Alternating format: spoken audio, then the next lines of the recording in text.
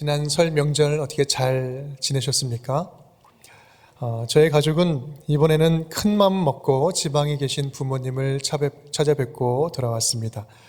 코로나로 이동을 자제하는 중이지만 아버님 편찮으시고 또 퇴원하신 이후로 가족들이 한 번도 함께 모인 적이 없어서 이번에 이런저런 이유로 여러 가지 이유로 다녀왔는데요. 이번에는 명절이 오기 전에 2주일 전부터 어머니께 전화를 드렸습니다. 이번에는 내려가겠다고 전화를 드렸습니다. 내려간다고 약속만 드렸을 뿐인데 저희 어머니께서는 명절이 되기 전에 계속해서 전화를 하시면서 굳이 올 필요 없다, 굳이 오지 말라고 말씀은 하시는데 그 수화기 너머에 기대하는 그 마음과 감정이 막 들리는 거예요. 목소리만 들어도 어머니의 설레는 마음을 느낄 수 있었습니다. 오랜만에 가족이 함께 모이는 것이 기대가 되셨던 모양이죠. 여러분, 약속은요, 그런 능력이 있습니다. 아직 만나지 않고 이루어지지 않았음에도 약속만 가지고도 힘이 납니다. 여러분 아시잖아요. 소풍 당일보다 소풍 전날 밤이 훨씬 더 흥분되고 행복하지 않았습니까? 바로 그것이 약속이 주는 힘입니다. 약속이 있으면 그 약속만으로도 희망을 미리 경험할 수 있는 거예요. 이것을 우리는 선험적 축복이라고 이야기하죠. 선험. 아직 성취되지 않았음에도 불구하고 미리 그것을 경험할 수 있는 것. 이것을 선험이라고 이야기를 합니다. 그래서 우리는 어떤 약속을 얼마나 붙잡고 살아가는지가 우리 인생에 있어서 아주 중요한 것입니다. 어떤 약속을 어떻게 붙잡고 살아가는가. 희망적인 약속을 받은 사람은요, 흔들리지 않을 수가 있습니다. 그 약속을 믿는 만큼 굳건하게 흔들리지 않을 수 있어요. 아무리 확실한 약속을 줘도 그 약속을 믿지 않는다면 그 약속은 아무런 소용이 없습니다. 우리가 약속을 굳게 믿을 때, 굳건하게 믿을 때 그 약속이 실제 능력이 되어서 오히려 우리의 인생을 이끌어가는 그런 일들이 생기는 것입니다. 바로 그리스도인의 정체성이 바로 여기에 있습니다.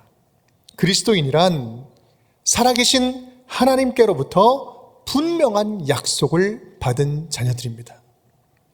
그런데 그 약속을 받은 정도가 아니라 그 약속이, 하나님 주신 약속이 인생을 이끌어가는 자들이라는 사실이죠. 왜 그렇습니까? 그 약속을 믿음으로 말미암아 하나님 안에 있는 축복을 미리 경험하는 자들이기 때문에 그렇습니다.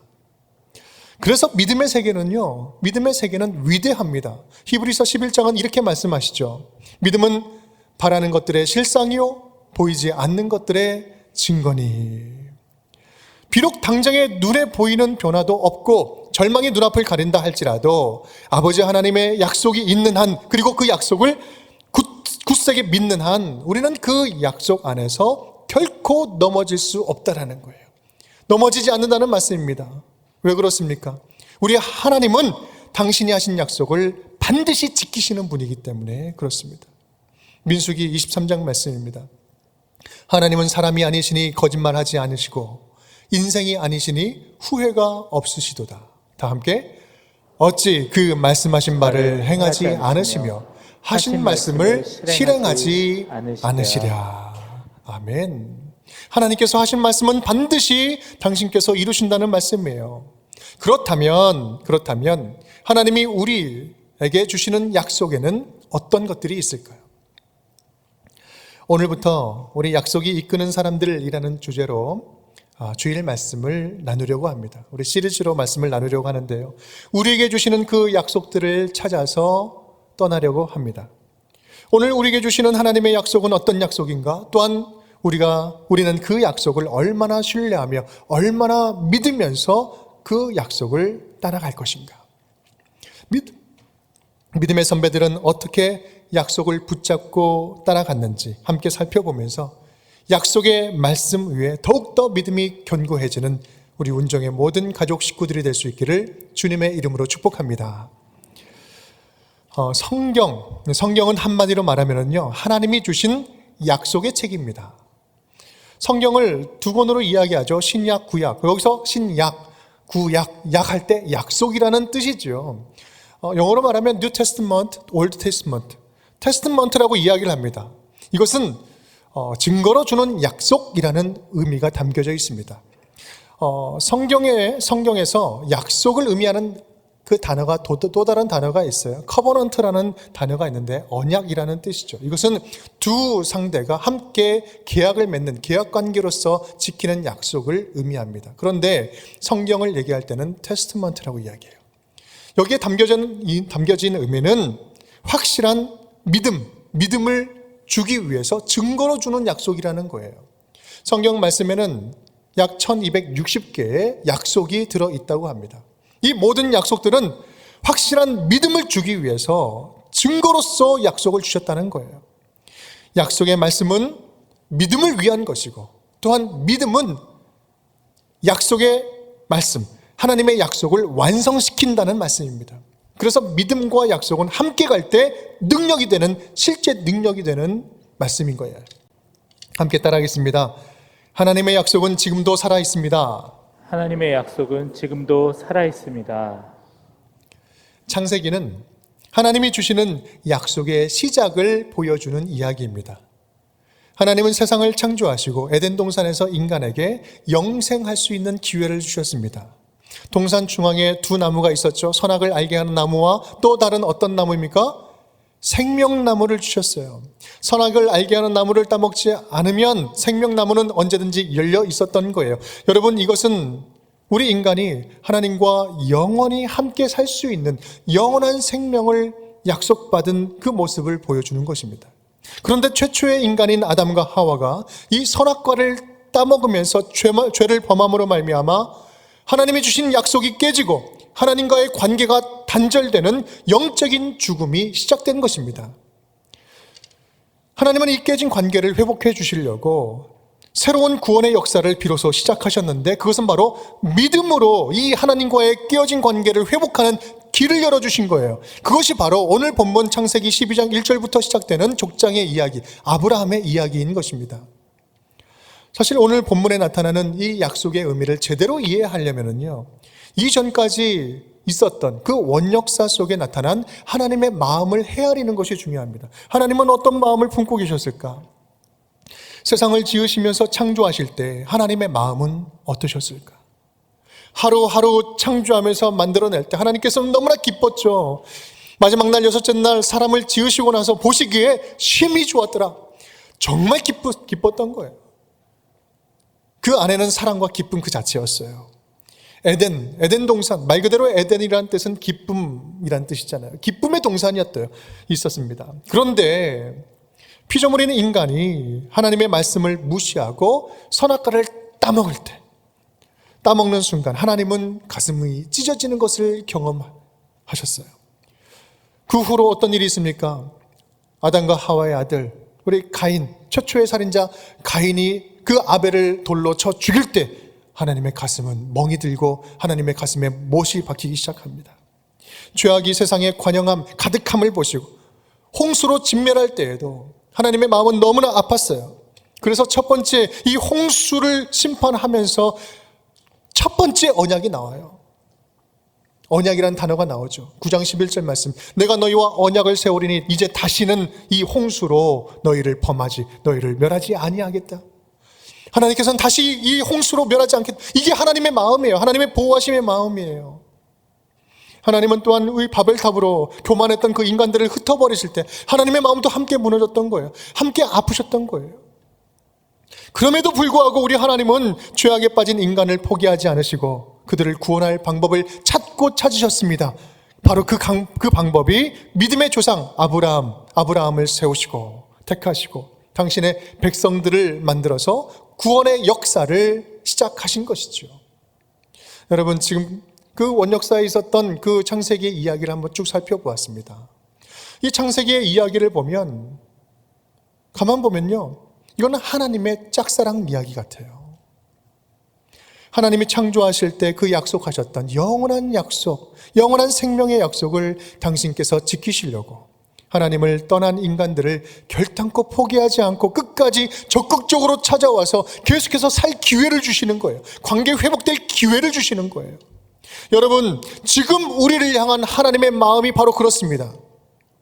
하나님과의 관계가 깨져버리고 예전과 같지 않고 서먹서먹해져버린 이 관계들, 믿음으로 산다고 하지만 여전히 죄와 죽음의 두려움에 사로잡혀서 쩔쩔매며 살아가는 우리들을 불쌍히 여기셔서 오늘도 우리를 구원하시려고 적극적으로 찾아오시고 이 자리에 찾아오시고 모든 심령들마다 지금 찾아오고 계신 줄 믿습니다. 사랑하는 여러분, 바라기는 오늘 이 시간 우리에게 적극적으로 찾아오셔서 하나님의 자녀답게 살도록 찾아오시는 하나님의 사랑에 살아있는 믿음과 뜨거운 마음으로 반응할 수 있기를 바랍니다.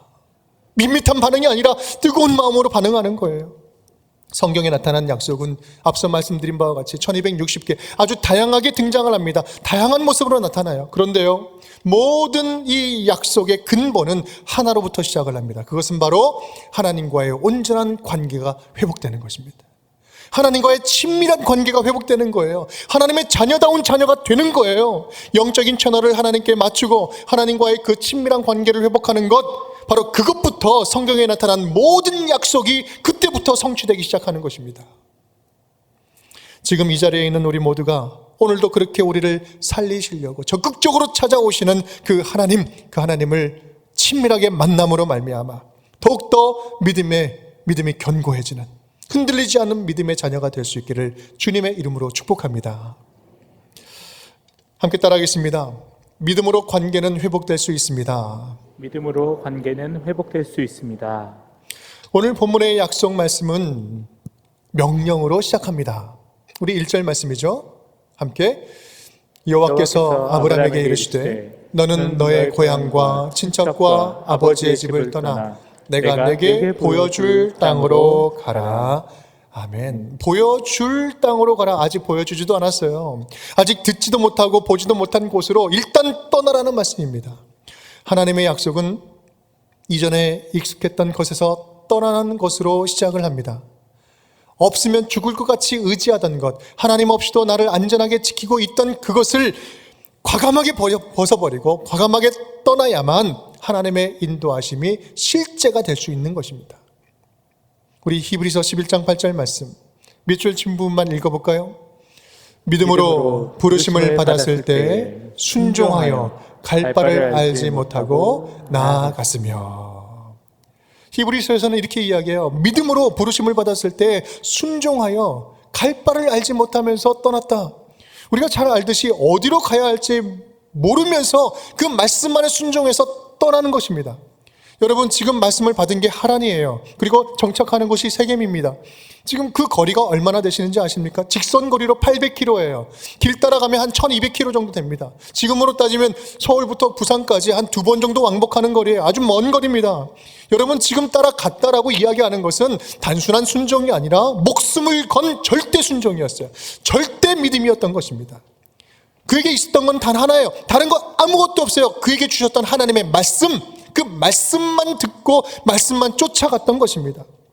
바울은요, 로마서에서 이 아브라함의 믿음을 이렇게 설명하고 있어요. 로마서 4장 말씀, 기록된 바 내가 너를 많은 민족의 조상으로 세웠다 하심과 같으니 그가 믿은 바 하나님은 죽은 자를 살리시며 없는 것을 있는 것으로 부르시는 이시니라. 아브라함이 바랄 수 없는 중에 바라고 믿었으니 이는 내 후손이 이 같으리라 하신 말씀대로 많은 민족의 조상이 되게 하려 하심이라. 아브라함은 믿었는데 어떻게 믿었어요? 아브라함 믿음은 어떤 믿음입니까? 죽은 자도 살리시고 없는 것도 있는 것으로 부르시는 그 하나님, 바랄 수 없는 중에 바라보며 믿는 모든 것을 베풀어 주시는 하나님, 그 하나님을 믿었다는 거예요. 그리고 그 하나님이 하신 말씀이라면 분명히 이루어질 줄 믿습니다. 확신하면서 나아갔다는 것입니다.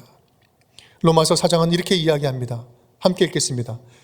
약속하신 그것을 또한 능히 이루실 줄을 확신하였으니 그러므로 그것이 그에게 의로 여겨졌느니라.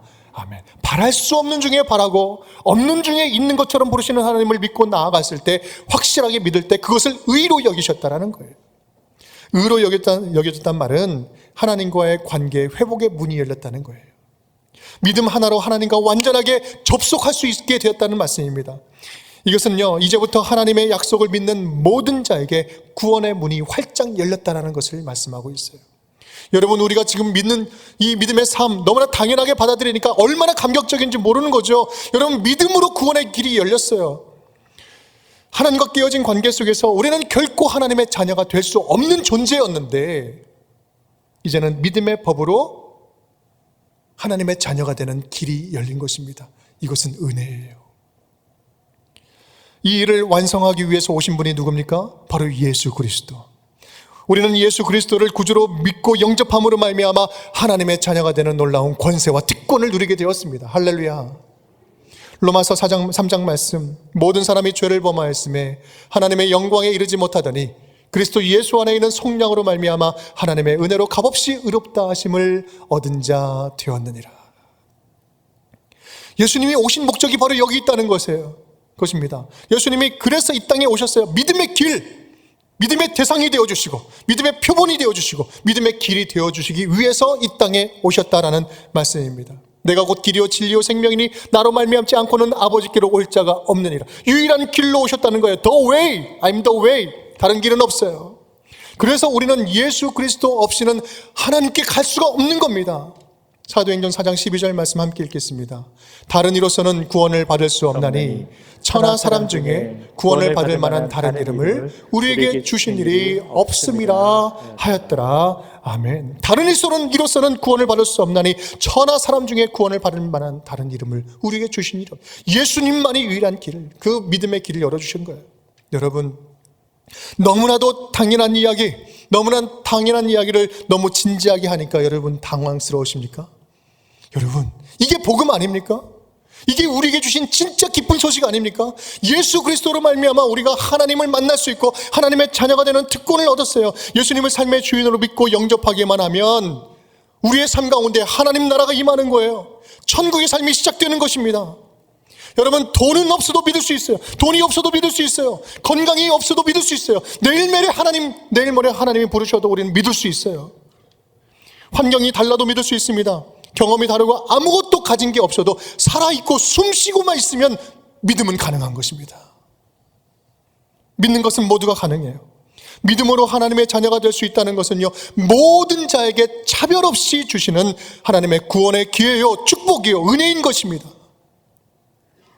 사랑하는 여러분, 저와 여러분에게 주신 이 믿음의 기회를 당연하게 여기지 않았으면 좋겠어요. 가볍게 여기지 않았으면 좋겠습니다. 믿음의 길이 열린 것은요, 은혜 중에 은혜예요. 근데 이 은혜는 값싼 은혜가 아닙니다. 너무나 값비싸니까 거저 주신 거예요. 하지만 공짜로 얻어진 것이 아닙니다. 대가를 치른 거예요. 예수님께서 십자가에서 달려 죽으심으로 그 보혈의 대가로 우리에게 믿음의 길이 열린 거예요. 이것은 가볍게 여길 수가 없는 것입니다. 우리에게 주신 그 믿음의 기회를 생명처럼 여길 수 있기를 간절히 축복합니다. 주님께서 우리에게 주신 믿음의 기회를 소중하게 간직하며 그 믿음을 더욱더 가꾸어가고 믿음 위에 믿음을 쌓아 올릴 수 있는 저와 여러분이 될 수 있기를 간절히 바랍니다. 그렇게 우리에게 주신 믿음을 더욱더 아름답게 가꾸어 가면서 믿음 위에 믿음을 쌓아 올릴 때 견고하게 흔들리지 않는 주님의 자녀들이 다 될 줄 믿습니다. 그 은혜가 우리 운정의 모든 가족 식구들 마음과 심령 위에 넘치기를 주님의 이름으로 축복합니다. 함께 따라하겠습니다. 우리는 세상을 향한 복의 통로입니다. 우리는 세상을 향한 복의 통로입니다. 이제 하나님께서는 본격적으로 축복의 내용을 말씀해 주십니다. 축복해 주시죠. 우리 2절 말씀 다 함께 읽겠습니다. 내가 너로 큰 민족을 이루고 내게 복을 주어 내 이름을 창대하게 하리니 너는 복이 될지라. 아멘. 하나님이 주신 이 약속의 말씀, 이것을 가만 보면요, 한 3가지 정도로 정리할 수 있을 것 같아요. 첫 번째 약속은 내가 너로 큰 민족을 이루게 하겠다. 두 번째는 내가 너에게 복을 담아주겠다. 세 번째는 네 이름이 창대하게 해주겠다. 약속이죠. 여러분 한번 보십시오. 아무도 주목하지 않은 떠돌이 한 가족을 하나님께서 주목하시니 그 한 가족이 큰 민족을 이루게 됩니다. 한번 이삭을 보세요. 창세기 24장, 26장에서 보면 이삭은 가는 곳곳마다 우물을 팝니다. 근데 우물을 파는 족족 우물이 터져 나오는 거예요.